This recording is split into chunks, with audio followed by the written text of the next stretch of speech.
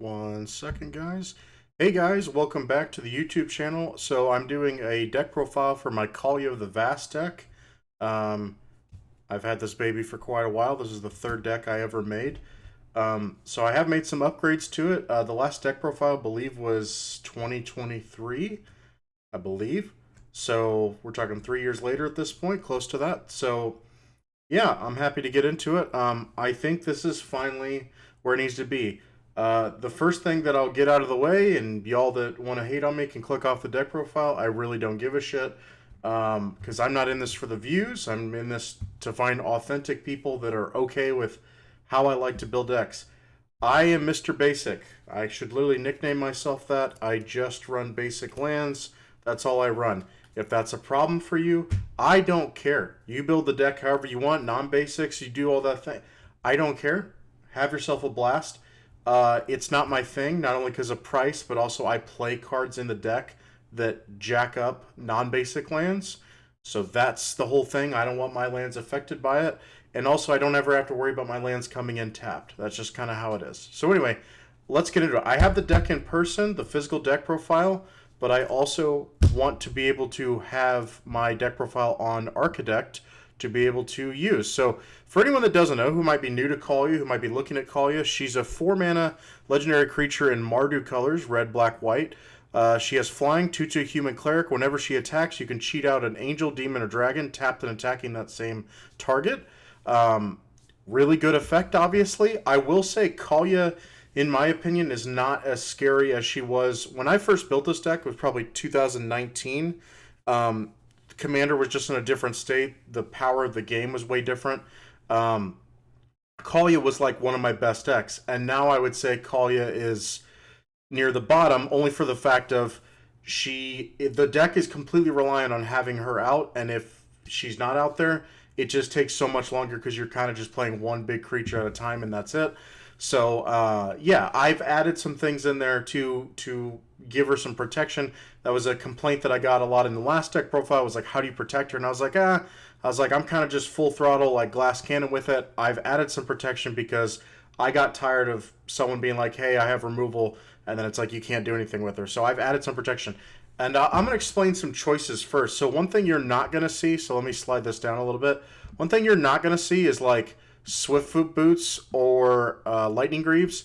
The problem with those cards, Lightning Greaves, you could make an argument could be in here, but people can still react to when you do the equip to her. And the reason I don't like Swiftfoot Boots is when I get Kaalia out, you're tapped out with your mana, so you have to, if you want to, wait to get her out so you can also equip the boots on the same turn to give her haste and hexproof. The problem with that is you're not actually able to get her out as often as you normally could. The protection that I give is something that you can play earlier if you have it in your hand, and then you'd still be able to protect Kaalia once she comes out. All right, so let's go over the cards. Like I said, I have the deck on me in person. So yeah, we can do it this way. That's fine.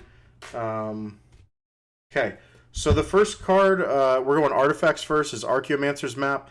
This is, I would say, any deck that I'm running that's not green and it runs white, I'm running Archaeomancer's Map. When it enters the battlefield, search your library for 2 basic planes, put them into your hand, and then if a land enters the battlefield on your opponent's side and they have more lands there, you can cheat a land from your hand into play.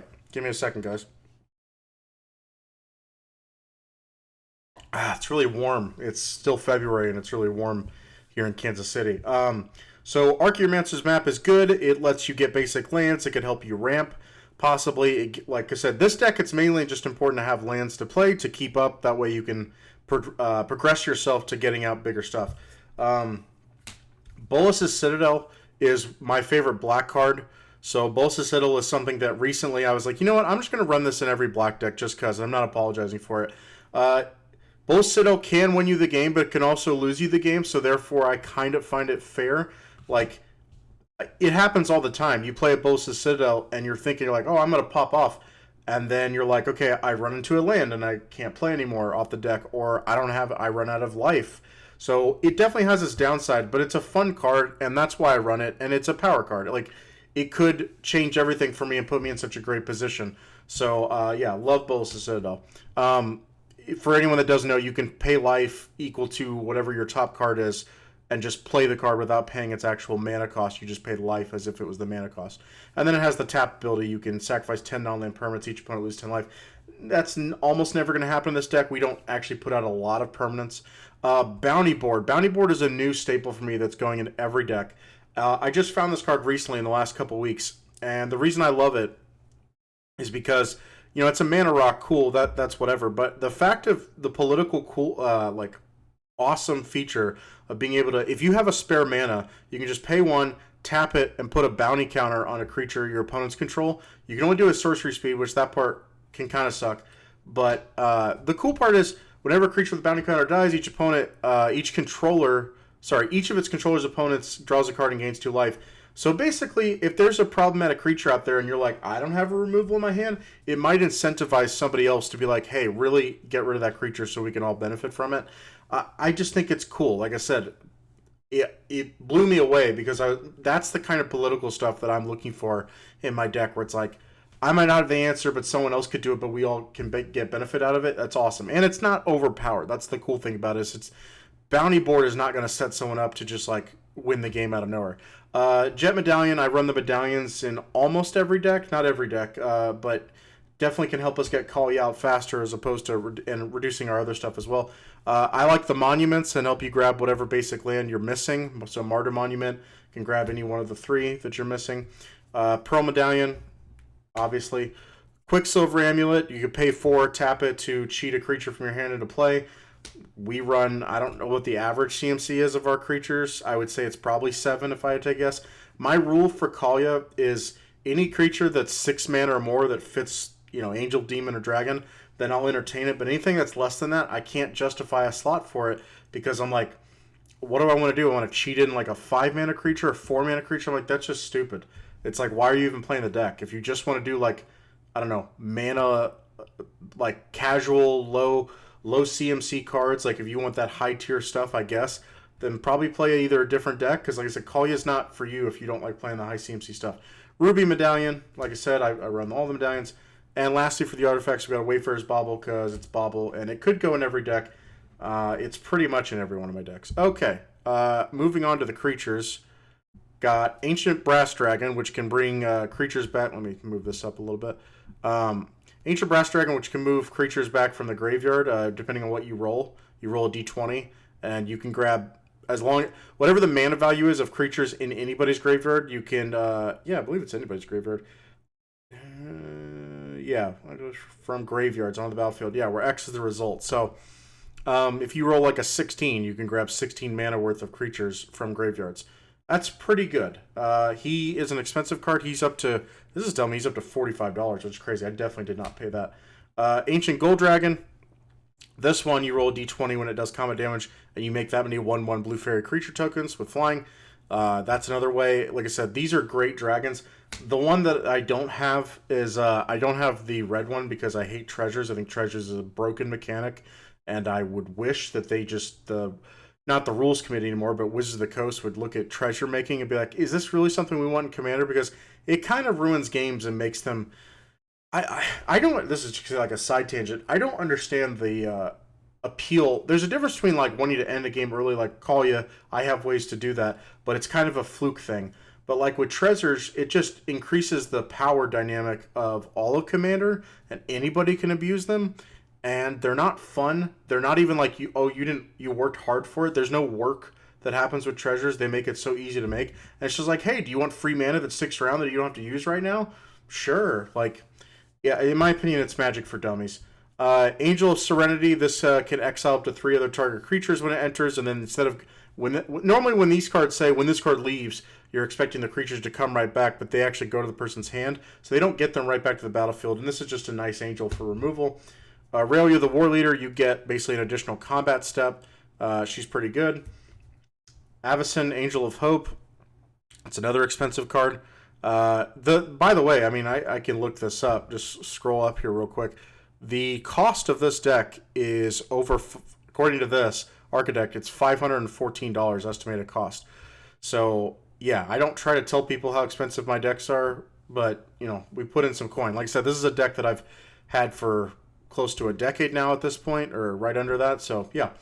Avacyn Angel of Hope gives all your other permanents indestructible. Flying Vigilance indestructible herself. She's an 8/8. Like, this is the thing. When you pick Kaalia to make, could you do a budget version? I guess, but I don't recommend it because you're always you're gonna hate yourself because you're like, I'm like half in because you're spending the money to get Kaalia and a lot of these other things. A lot of these aren't cheap. And in my opinion, it's like, if you're going to pick Kaalia to play, just go all the way with it. That way you can't, I don't think about like, damn, I wish I had the money for this dragon or this angel, whatever, that's expensive. I'm happy that it's like, I got what I got, and I don't have to think about, like, if I lose a game, I'm not like, well, it's because I can't get the cards I need. It's like, no, it's just because, I lost. Okay, Balefire Dragon, great dragon, deals combat damage to a player. You deal that much damage to each creature that person controls. Great card. Okay, so here's a new card I've added. Excuse me. Benevolent Bodyguard. You can, for 1 mana, play it. You can sacrifice it at instant speed. Target creature you control gains protection from the color of your choice until end of turn. So this is pretty good, I think, because this can, for 1 mana, you play it out on your turn 1, and then you kind of are waiting for your opponent to do something. And if they go at call, you're like, I have protection. And if they go after this, you're like, hey, that's one less thing that can go after Kaalia. So pretty good. Demon of Descade, I always say when I look at this card, this looks like a metal album, and I love it. It's a 9/9. The other part of the cost really doesn't matter, the effect. But yeah, good 9/9 flying trample. That's good. Demon of Loathing can make someone sacrifice a creature who deals combat damage. 7/7 flying trample. Good. Dragonlord Colican. Flying haste. Other creatures you control have haste. The last part has never really happened in Commander because you don't have cards with the same name generally. But like, the only person that I know in my playgroup that does something like that is my buddy Jesse. Has a rat deck where he plays rat colonies, a lot of them. So maybe if I had this out, it'd make him think twice about casting another rat colony because he'd have to lose 10 life. But well, it'd have to be in his graveyard. That's another thing. Is like that part's not even that good. But the fact of it's a dragon that I can cheat out that gives all my other stuff haste, that's just cool. Dracoseph War of Flames. It can deal basically 4 damage to 1 target, 3 damage to each other 2 targets whenever it attacks. Cool attack trigger. Amiria Shepherd. This is a card that I like in most white decks anyway. But especially in this, like I said, it's an angel we can cheat out. Has landfall. If a plains enters your battlefield, you can grab any permanent from your graveyard and put it back onto the battlefield. If that land is not a plains, you just put the permanent back in your hand. That can be really good. We end up having to discard quite a lot in this deck. Just ends up being where sometimes you got to discard. Exquisite Archangel. This goes with a series of mostly angels, I believe, that can like stop you from losing the game. So there's some synergy there. If you lose the game, you exile it. Your life total goes back to your starting life total, which is good. Sorry, I'm congested right now. Hellkite Tyrant. When this thing deals combat damage, you can steal all that person's artifacts, and then at the beginning of your upkeep, if you control 20 more artifacts, you win the game. I've actually never pulled this off. I've never even stolen an artifact, I don't think, with this. I never see this card, and if I do see it, I'm just happen to not go up against anyone that's playing any artifacts, which is really rare, because pretty much everyone's always playing artifacts right from the get-go. But yeah, I just never really see them. Herald of Eternal Dawn. This is fairly new. This is out of Foundations. Here, let me move this down a little bit. This computer, it's not even a computer, this website's being a little slow. Herald of Eternal Dawn, like I said, this is from Foundation, so this is a little over a year old at this point. It has flash, that part's cool. Flying 6/6, you can't lose the game, your opponents can't win the game. So, once again, another angel that we can cheat out that basically prevents us from losing. That's important. Keen Duelist, very good. So this is one of the few exceptions of, hey, it's not an angel, demon, or dragon, but I run it because the synergy is too good. At the beginning of your upkeep, sorry, I read this, so if my eyes aren't on the camera, apologies, but I'm reading all these to make sure I don't mess them up.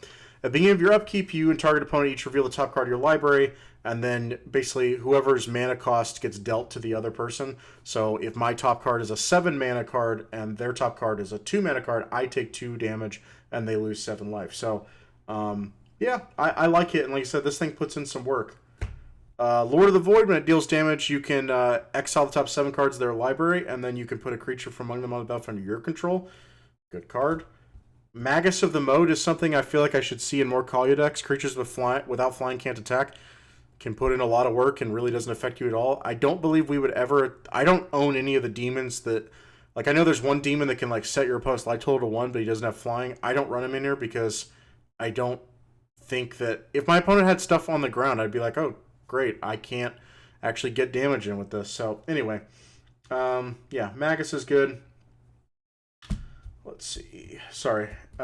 So this is a new black auto include, just like Bolas' Citadel, and it kind of does what Bolas' Citadel does, just not quite as well. But for 5 mana, it's a Vampire Warlock with flying. You can pay a black and 1 tap, and then instead of paying the mana cost for the next card you cast, you just get to pay life instead.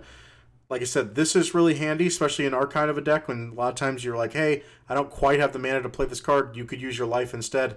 And in our deck, being able to do that once could get out a creature that your opponents can't handle, and that could be game right there. So it's really good. On Nixil's Unshackled, this is a card I've gone back and forth with, but I do end up liking it. And yeah, I'll keep it in here. Basically, if an opponent tries to search their library, they have to sack a creature and lose 10 life, and then if another creature dies, gets a +1/+1 counter, has flying trample, it's a 4/4. The when a creature dies part doesn't matter as much, but stopping people from searching, or at least making them think about it, and making them lose 10 life, sack a creature, pretty good. Platinum Angel, this is a card, like I said, that goes with all a lot of those angels that say we can't lose the game. This is part of that. Rakdos the Defiler, I debate whether taking this card out all the time, just because if you don't cheat it out, you don't hardly ever want to just attack with this card, because it says you have to sacrifice half your non-demon permanents roundup. That includes your lands. But the cool thing is when it deals combat damage to a player, that player sacrifices half the non-demon permanents they control. So when we cheat him out with Kaalia, this is not considered an attack. He's already tapped and attacking. So really it's just the combat damage part that goes. So the problem that I always get, it just happens to be this way, is I cheat out plenty of stuff with Kaalia. Anytime I have this guy in my hand and I have Kaalia, like I could have him in my opening hand, it's like a bad luck charm to me where I'm like, oh, I can't wait to do this. Someone always has either a counter spell or removal for Kaalia. So like I said, I threw in more protection in this deck. All right. The next one we got is Razaketh, the Foul-Blooded. My buddies hate this, but I'm sorry, he's a demon and he's great. 8/8 flying trample. You can pay 2 life, sack a creature, go search a library for a card, put in your hand. Great card. He's, I wouldn't say part of a win condition, but he helps you grab your win conditions faster. Resolute Archangel can reset your life total back to 40 when it enters, which can always be handy. Especially when you've seen we have 2 cards that pay life to play things. Runescar Demon, when it enters, go search a library for any card, put in your hand. That's good. Selfless Spirit is a new card I added to, once again, protect Kaalia, and I like these better than the Lightning Greaves and Swiftfoot Boots. Although those are permanent, you still run the risk of there's a moment in time where if someone's got removal, there's nothing you can do about it. You can't equip those at instant speed unless you have something that says that, and they can react to that. This, I can wait for the removal and then react to that with this to protect it. Now this, the protection, the bodyguard that I showed you guys earlier, that wouldn't protect against a board wipe, I don't believe, because that's not how protection works. So that's that flaw with that card, but it gives you protection against single target removal. And this one, if they have like a Path to Exile or a why can't I think of it? Swords to Plowshares, this would not protect it because it gives the creature, it gives all your creatures indestructible until end of turn. But this can also protect multiple things. This is probably better against most board wipes, not all of them, but against some. And most people aren't board wiping the first time you play Kaalia. They normally board wipe a little bit later. But yeah, I think it's good. It's good protection. I guess I got the... Oh, yeah. Safara's Sky's Blade. Other creatures you control flying have indestructible. That's the main part of it. Sarah's Emissary. So when this card enters, unless you're going up against some weird matchup where you just kind of have to pick something else, you're going to want to pick creatures because then you can't be hit with creatures. You have protection, which is basically how most people win the game. Even if it's non-combat damage, they're normally doing it with creatures. So 99% of the time you choose creatures when Sarah's Emissary enters. Sower of Discord. Normally when I play this card, I pick 2 opponents, but recently I had to pick myself and the guy that was in the lead, and he was the one that I believe he was doing burn damage, and I was like, now anytime you deal damage to me, you're also dealing damage to yourself. So that was kind of nice that it kind of made him stop. So this is a versatile card. You can pick any 2 players, and they basically, whenever one takes damage, the other takes damage. So pretty cool. Velomachus Lowerhold. He's one of my favorite dragons. I'm actually going to build a Naya green, white, red dragon deck soon, and I'm happy that I can play him in there, especially with a lot of green sorcery and instant ramp cards. So that'll be good. But yeah, when he attacks, you look at the top 7 cards of your library, and you can cast anything, any instant or sorcery with mana value equal to or less than what his power is. He's not the easiest creature to like actually buff up in power, because I know white can do +1/+1 counters, but this deck just doesn't really do that all that effectively. If we were running green, it's a little bit different, which once again, in the new deck I make at some point, might be able to do that. But it's a good card.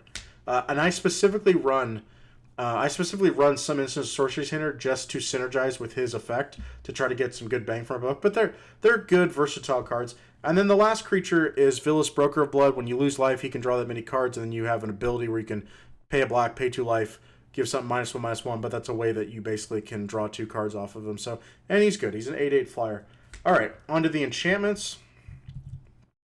I wouldn't call this next one a white staple for me, but I've noticed that I think this card is really underrated, and it's super cheap. Like I said, it's like, this says 35 cents.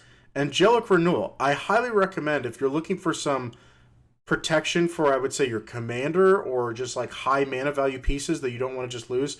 This doesn't work once again with Exile. That gets around this, but if it's like just a Terminate or any kind of like a Mortify, whatever, this can help out. So it says whenever a creature is put into your grave from the battlefield, you may sacrifice Angelic Renewal. If you do, return that card to the battlefield. What I like about this is this gives you the option of when you want to use this. So for instance, if you had a creature that you're like, it's only 4 mana, I don't care that much about it, and it's not that crucial strategy, you can let that die and this card won't trigger. But if it was something where like, I need this creature to stick on the board, you can use this and protect it. And of course, for our commander, if they get rid of her, as long as they're not exiling her, this can bring her right back to the battlefield. That way we haven't lost our ground. Baneful Omen, I know this is 7 mana, but once this gets out there, this thing can start putting in work. Having each opponent lose typically 7 life at every one of your end step really can be good. And like I said, it can be even more than that. But Baneful Omen, really underrated, really good. If you run a bunch of high CMC stuff and you're in black, Baneful Omen, good card. Dragon Tempest can give all your creatures flying, and then creatures with flying haste until end turn. Sorry, I said creatures with flying. Gives them haste. It doesn't give them flying. And then if a dragon enters, you deal X damage to our creature player, X number of dragons control. There is a combo with Ancient Gold Dragon. I didn't find this out until somebody in my comments said it.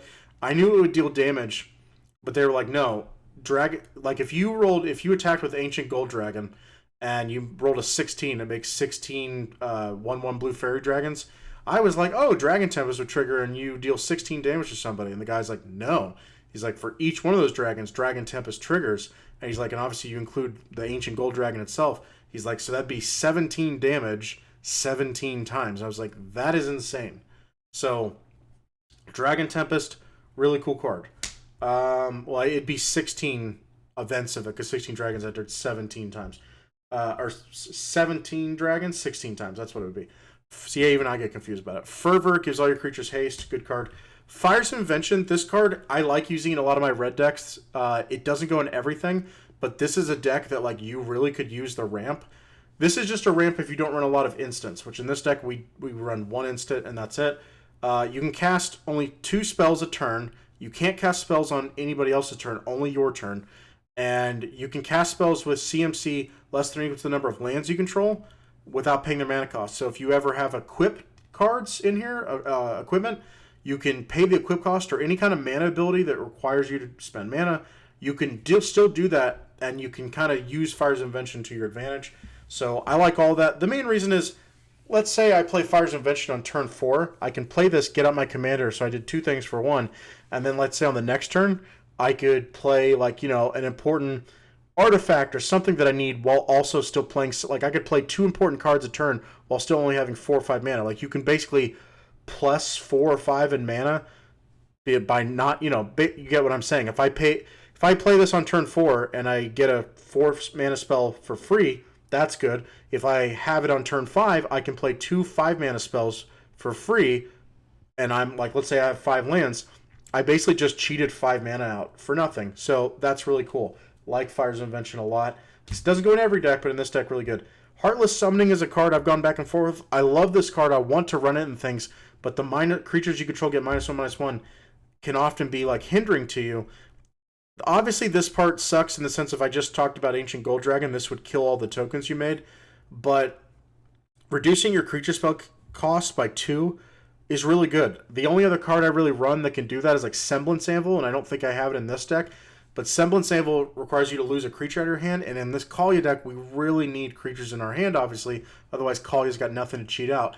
And let me tell you, that also happens sometimes where you get Kaalia out, and everyone's like, oh shit, here it comes. And you're like, yep, I got nothing. They're like, what? And I'm like, got nothing to cheat out. Some people would say, well, don't even get Kaalia out. I'm like, yeah, well, I don't want to draw a creature and then be like, well, I didn't get her out, so, got to wait a turn, blah, blah. Like, that's pretty stupid. So, Heartless Summoning, like I said, we'll see how it does. I'll give you an update on this deck, possibly. Land tax. Land tax is semi-expensive, $30 basically. If you bring up your upkeep, if someone has more lands than you can go grab 3 basic lands and put them into your hand. This is good to make sure that we can get the lands that we need. So for all those people who are like, how do you play the game when you only run basic lands? I'm telling you, it ain't that hard.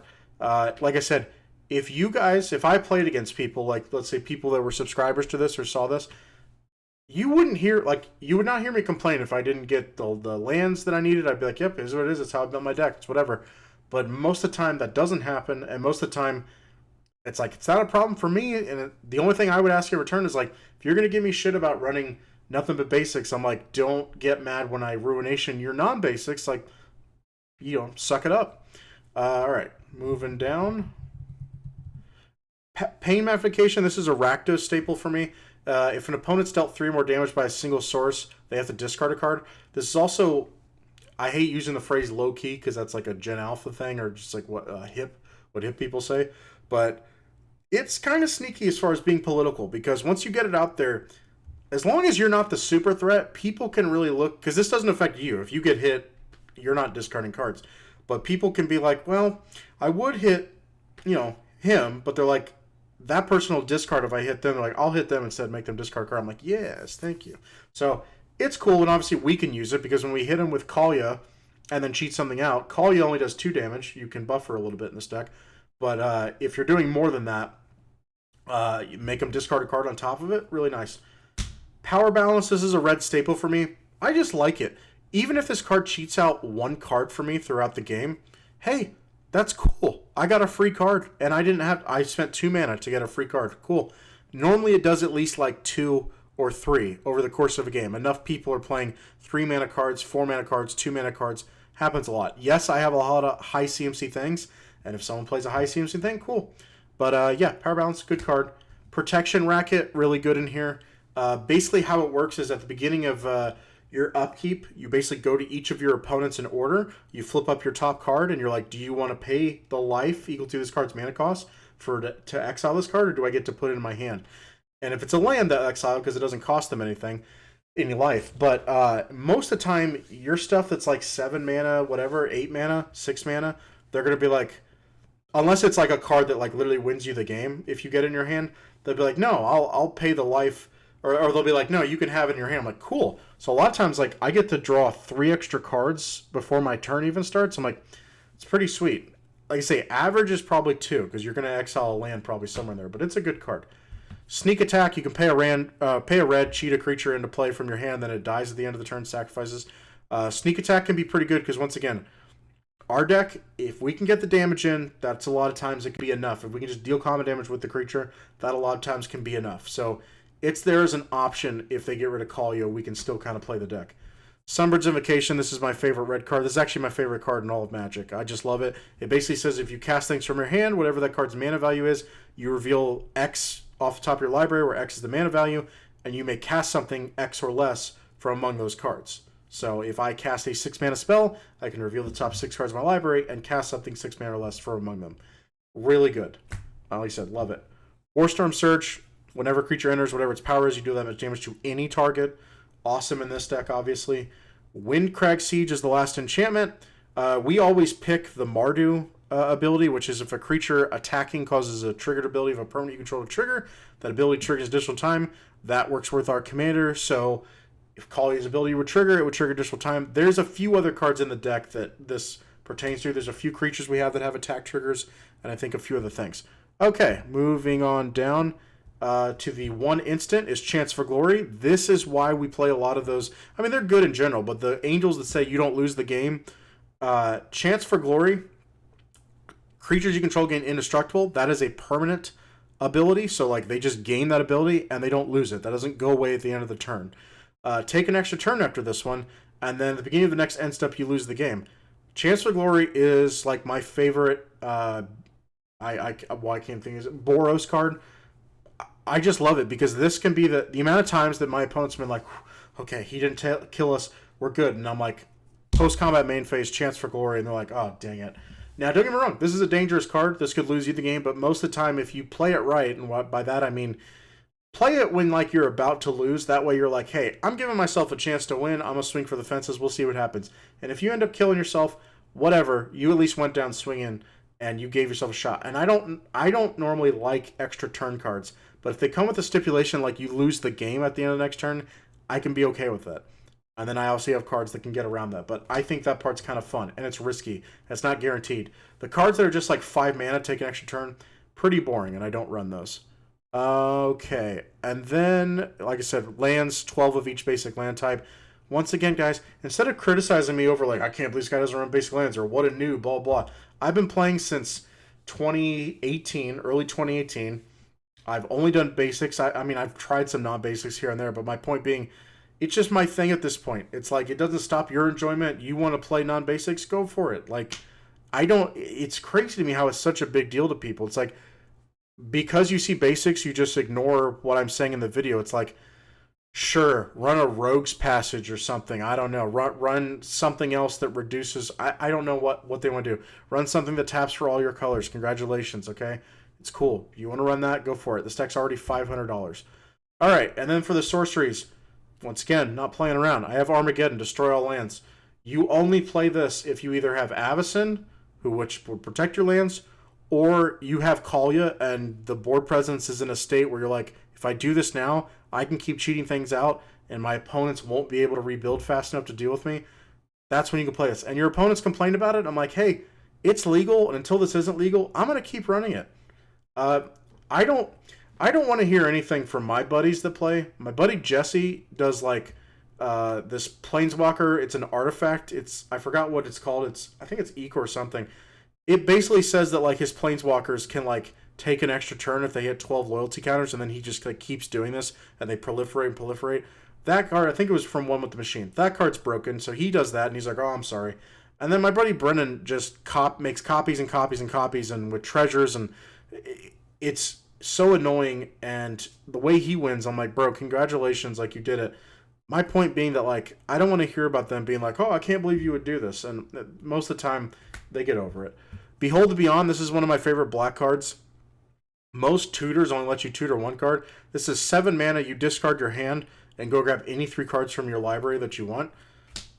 You can get that. I only try to run this in a deck that actually is like a combo deck, and this deck has combos. I told you Dragon Tempest mixed with Ancient Gold Dragon. It's not an automatic win condition, but that can be an automatic win right there. And there's a few other ones, Avacyn, Armageddon. There's a few other things in here that are spicy. I do run a Cleansing Nova because I could run a Farewell, or I could run a what's the other card? There's a 6 mana card that I run, Planar Cleansing. That's cool, but Cleansing Nova is 5 mana, which goes with Velomach's Lorehold, which is why I like it. And also, if you have creatures out there, you don't automatically have to board wipe the creatures. You could blow up creatures, or you could blow up all artifacts and enchantments. Most of the time, we're going to pick artifacts and enchantments. We don't actually have that much artifact or enchantment removal in here, so this is one of them. Knight's Whisper is pretty much a black staple for me. Draw 2 cards, lose 2 life for 2 mana. I like that value. Reanimate, I don't know why it took me so long to put this in here. The main reason, it's not that I wouldn't know it's good to bring back big creatures from my graveyard. I'm aware of that. The reason why I put it in recently is because I had Razaketh, and I was like, I need a way to like get more power on the board, but I only had like a few mana left, and Reanimate would have done it, and I didn't have a Reanimate in there. I'm like, I need to throw one in there. So have the Reanimate in there now. Ruination, told you, I will blow up your non-basic lands. Ruinous Ultimatum is one of my favorite. It's probably, well, my favorite Ultimatum is Cruel Ultimatum, the Grixis one. But I would say Ruinous Ultimatum is my second favorite. Destroy all non-land permanents your opponent's control. It's just cool for my Ikoria.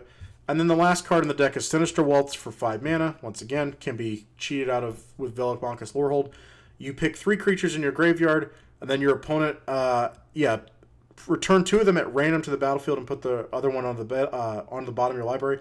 So basically, 2 of the 3 of them at random are being put out. The cool thing is you get to pick the 3 creatures. So if your graveyard is loaded with creatures and there's a few bad ones in there, you don't have to necessarily pick those. So yeah, that's it for the deck profile. So hopefully this wasn't too long. Kaalia, like I said, she is one of my favorites. I don't ever think about getting rid of her because she's just a staple at this point. And I like decks that scare the shit out of my opponents. But I tell them to be fair about it. I'm like, there's certain cards, I get it. Kaalia's a kill on site commander. I get it, but it does kill me when like my buddy Brendan will play like an X spell commander from the Warhammer set that like literally as soon as it comes out he can make like I think he did an 11/11 Primordial Hydra and made 3 of them. So it was like he had 33 power on board with trample. And meanwhile I'm like, I could cheat out Demon at Death's Gate 9/9 flying trample. I'm like, isn't that scary? In Commander, when you have to take out 120 worth of life to get rid of your opponents, I'm like, what I'm doing, not so scary compared to what else is out there. Commander's gotten a lot faster in recent years. So anyway, that's it for the deck profile. Hope you guys enjoyed it, and I will see you on the next one, which will be coming shortly. Have a good one.